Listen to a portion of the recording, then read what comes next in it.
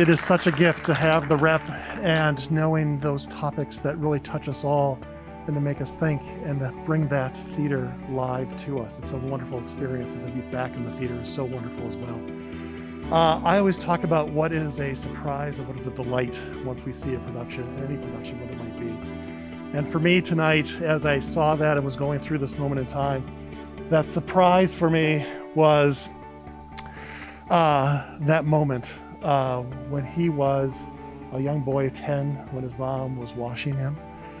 And he was just struck and he said, I don't know where this anger comes from. And how much that moment as a young boy just resonated with him, and how that cycle would carry through for him when we saw that with his own son. And how that cycle, what it takes, the power it takes, the self-awareness it takes to break that. The words I think many of us saw too when he was about to strike his son and he had that fist. What was stronger to you? Was it the fist or was it the words that he said to his son? For me, it was the word.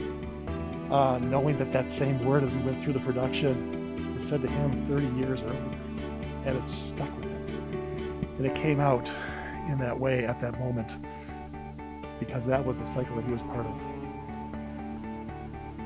For me, a delight. It's a story about the arts, and we love the arts at UPAF and the United Performing Arts Fund. So I have to say, when you see those moments, when he's talking about his dad and he's doing these movements and how he observed that throughout every stage of his life, he finally found the people in his life that could accept him for that, and he could express that in every way possible. And how the arts were always there. He just didn't know how it would come out or when it would come out, but it did. And that gift turned into an amazing gift for so many others.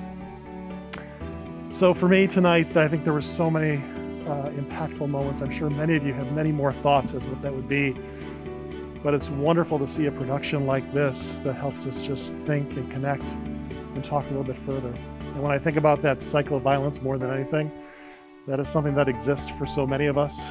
I know from my own experiences in working with Aurora Healthcare for many years, just about 6 blocks away at Aurora Sinai Hospital. There's the Rape Crisis Center here in Milwaukee, and about 1,200 individuals go through that facility every year, men, women, and children. Their lives forever changed, and not knowing how those changes would come out and how the relationships would change from that point on. But to have people in your life that can support you, and that you can also have that self-awareness to know you're stronger than that, and that you can make those changes that'll change more lives going forward. So I want to thank the rep again tonight for this wonderful production. Thank you for taking some time with me and listening as well from the thoughts that I had tonight. Again, I know you have so many. Thank you again for supporting the wonderful performing arts we have in this community by buying tickets, by being present, and encouraging others to come back. We want to see as many people come back because the arts are stronger than ever in our city. So with that, thank you very much. Have a great night, and I'll see you all soon.